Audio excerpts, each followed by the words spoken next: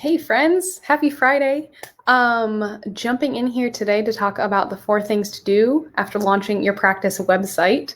Let's make sure we're just coming in strong.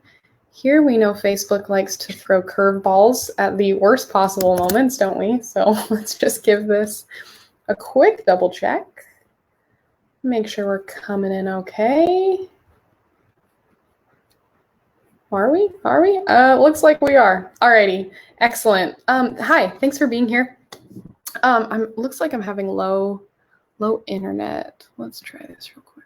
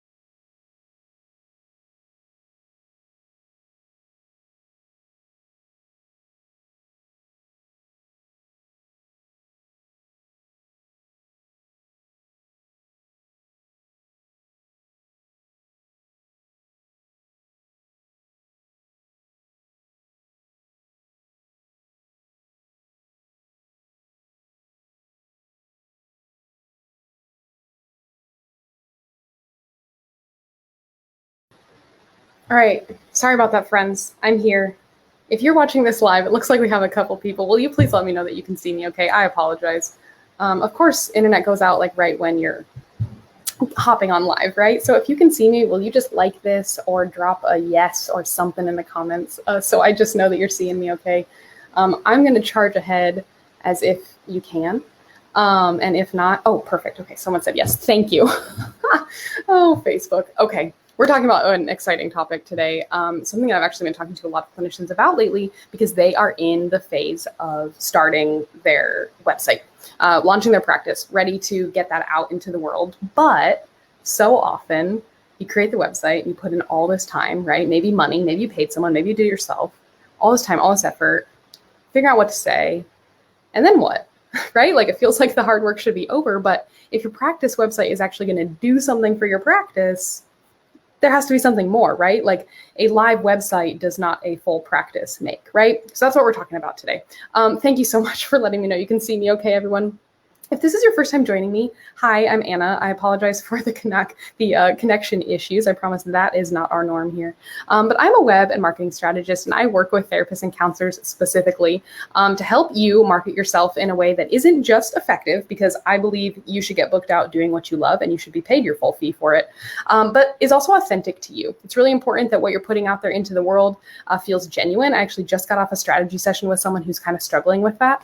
It's so important that whatever you're doing in your marketing aligns to who you are as a clinician, because the experience that people are getting with you in your marketing should flow over into what they're getting with you in the therapy room. And if that doesn't align, then you're only hurting yourself. So that's what we do here inside of Get Booked Out. Thank you again for being here. Looks like we have quite a few of you live. If you're catching the replay, go ahead and drop a hashtag replay into the comments just to make sure I see any questions that you have. I am always happy to answer questions, take a look at your website, whatever, in the comments of these videos. So I encourage you to drop your questions, drop your thoughts into there, and we can either chat live if you're watching me right now, or via comments if you're catching the replay. So let's get into the 4 things to do after launching your website. Now, hopefully, if you're here and you're interested in this topic, it's because you know that your website is important. We talk about a lot how your website is going to be your #1 marketing tool in your private practice. And the reason for that is it's your virtual front door, right? It's like if you were a grocery store and people walk in your front door, like your website is that for your practice. And obviously that has become only more and more important due to the pandemic, because all of you had to go online. And all of a sudden the playing field was leveled.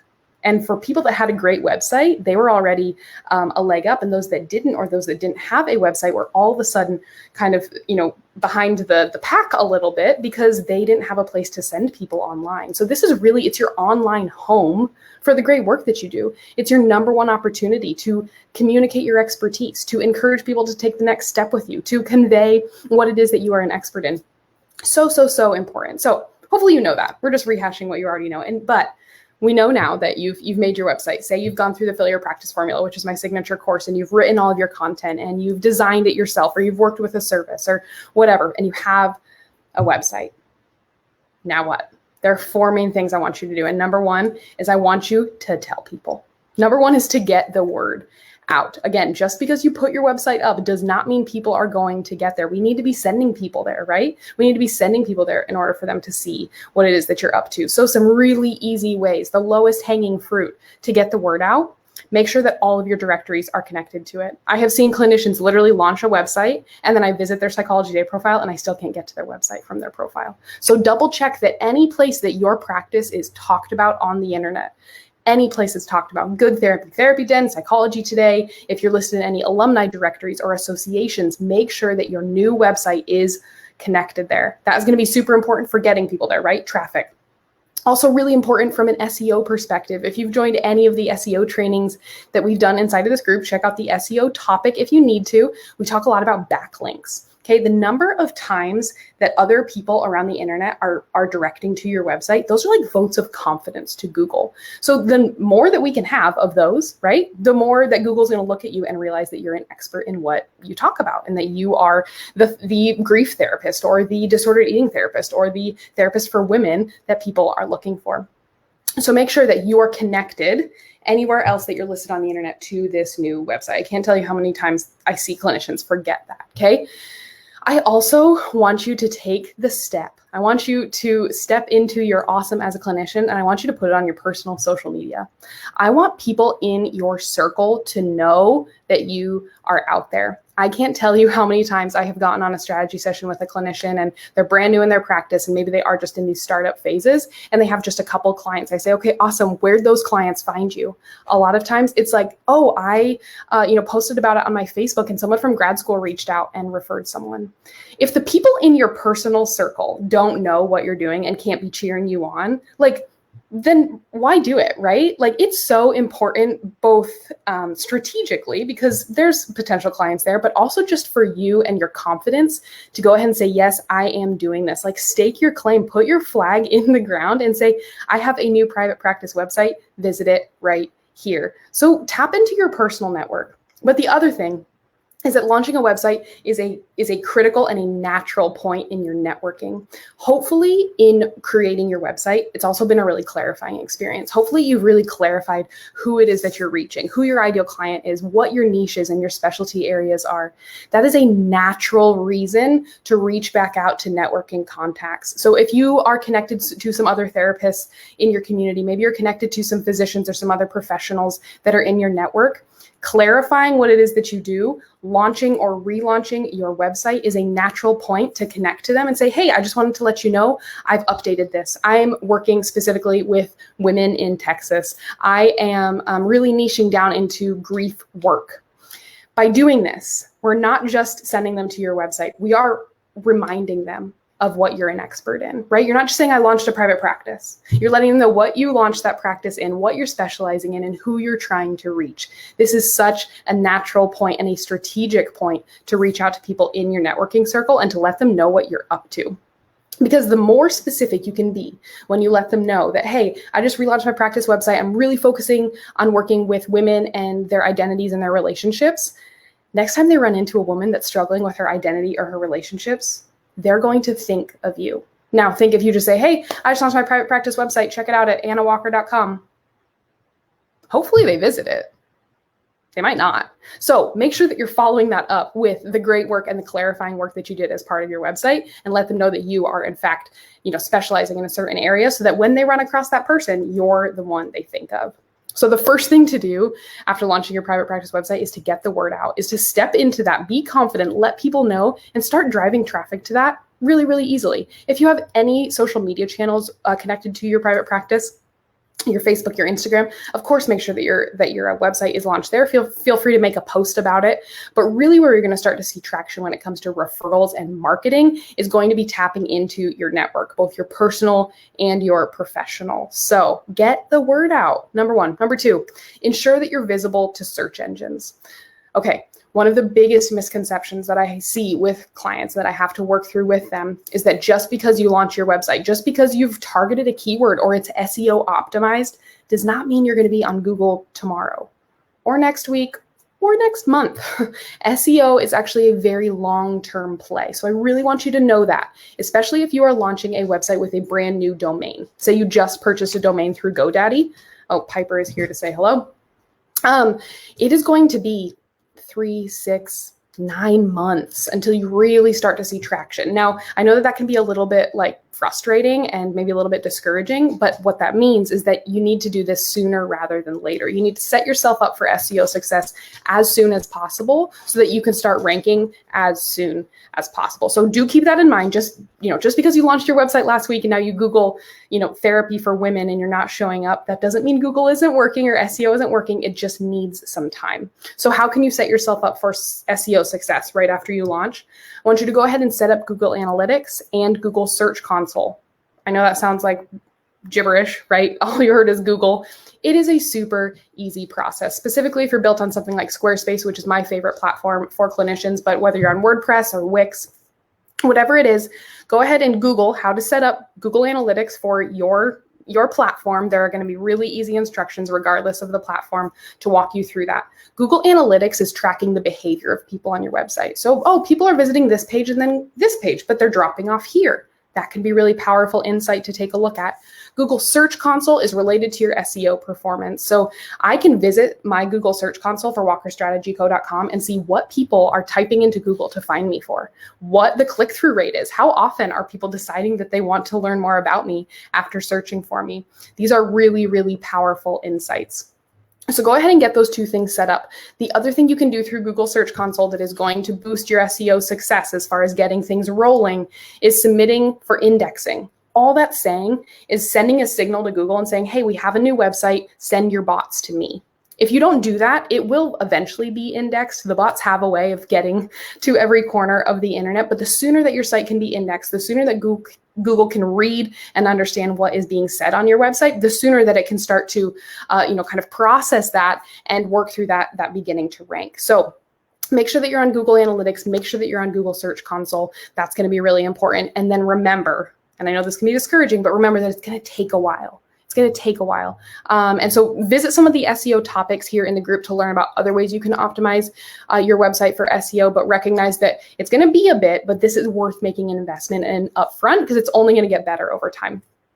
Hannah, you said, are those set up through Squarespace already? They have so much SEO data on there that I don't understand. I totally understand, Hannah.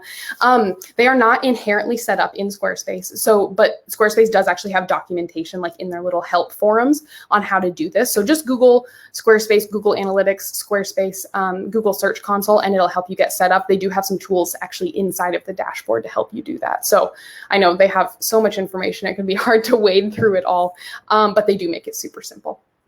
All right, so number 2 was ensure you're visible to search engines so that we can get that going as soon as possible. All right, number three, things to do after launching your website: create or update your Google My Business profile. Google My Business is one of the best, freest ways to get clients and to market your private practice. And again, updating your website is a natural time to go back and revisit that. There's an entire training in this group with Craig Alsup, who is a member of our group and a Google My Business expert, on how to optimize your listing.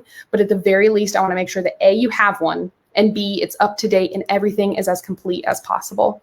One thing to know, if you're new to Google My Business, you may be a teletherapy only, an online only practice. That doesn't mean you can't have a Google My Business profile. You can actually use your home address. You can put your home address into Google My Business. They will verify that you do in fact live there and you're not making that up. And then before your listing goes live, no one's gonna be able to come to your house. Before your listing goes live, you can choose to hide that address and instead to pick 20 service areas or zip codes that you serve. So it is in your best interest, regardless of if you are seeing people in person or are online only, to be on Google My Business. Again, that's going to help your SEO, which we just talked about.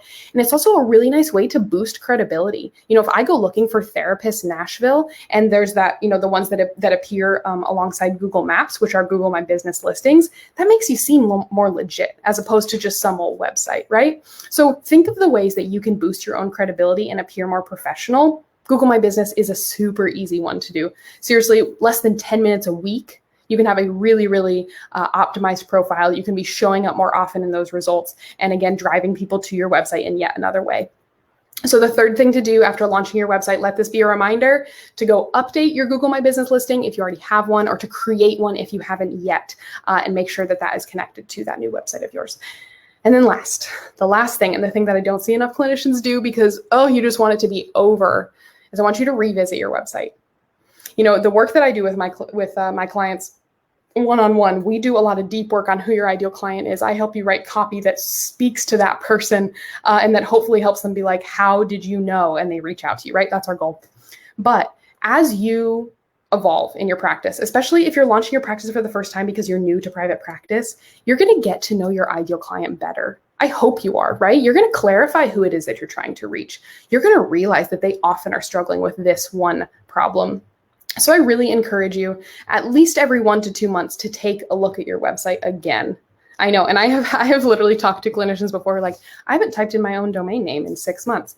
Okay, I want you to revisit it every so often. Take a look at that copy, maybe just 1 page a month, and say, does this still align to the ideal client that I'm trying to reach? Is there anything I've learned about my ideal client or that I offer that isn't conveyed here, right? Your website should be a very comprehensive overview of the fact that you understand your ideal client, and these are all the ways that you can help them. So just because you launched your website doesn't mean it should just sit there and never be touched. I don't want it to collect dust, right? I want you to be revisiting it, polishing it off every so often, and making sure that it is, again, aligned to your ideal client and all the great work that you do. The other thing I really encourage, whether it's right when you launch it or 6 months down the road, is ask for feedback. I know that your website can feel deeply personal. I know that feeling. And so sometimes asking for feedback can be a little bit tough, but ask for people that have an understanding of your ideal client. Like, hey, does this align to what you're thinking? Does this make you want to reach out to me? Is there anything here that makes me appear intimidating or stuffy?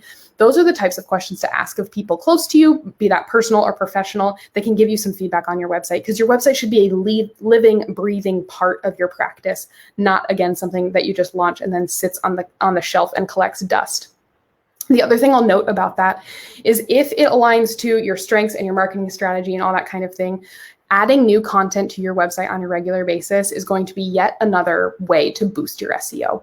So things like blogging, and there's we've done multiple trainings on blogging here in this group. Things like blogging, where you're regularly adding new content to your website, is giving Google more of those signals. Hey, I'm an expert. This is what this is what I know. These blog posts are related to topics I know people are searching for. I'm the expert. I'm the expert. That is a signal that you're giving. And so if blogging is something that you are aligns to your marketing strategy and your goals, that is definitely something to consider when it comes to revisiting and keeping your website up to date by creating at least 1 to 2 blog posts a month. I definitely recommend that you commit to that cadence at the very least, so that you're not appearing out of date. There's nothing worse than landing on a blog post and the last one was in 2016, right? You're like, is this practice even still operating? So make sure if you're diving into that, you're diving into that with a commitment of 1 to 2 a month. But that can be a really, really great way to boost some SEO and to keep the website and the content of your site fresh. So friends, those are the 4 things that I literally put on my post-launch checklist for my website clients. Number 1, get the word out personally and professionally. Let people know. Because if they don't know, how can we expect them to send people there, right? Ensure that you're visible to search engines. Connect to those couple of really important Google tools. Submit your site for indexing and make sure that those bots are getting to you ASAP, so we can start getting that process going sooner rather than later. Create or update your Google My Business listing. Such low-hanging fruit when it comes to marketing. Totally free. It'll take you 10 minutes. Make sure you go watch that video if you need to on how to optimize your listing.